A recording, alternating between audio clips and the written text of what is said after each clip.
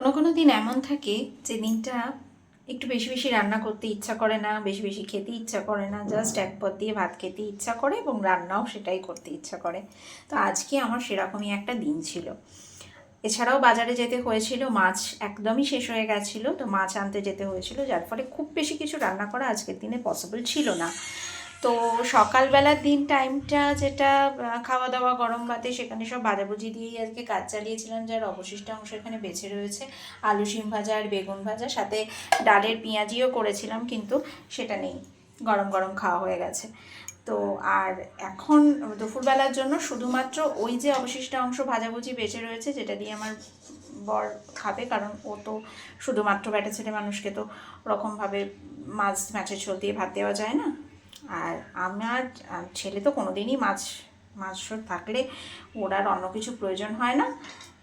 আমারও সেম, আমিও আজকে যা ঘরে কাতলা মাছ ছিল, লেজা মাথা সমস্ত সহযোগে তাই দিয়েই রান্না করেছি। সাথে লেবু আর পেঁয়াজ নিয়ে নিয়েছি, আর এই যে মাছের মাথা।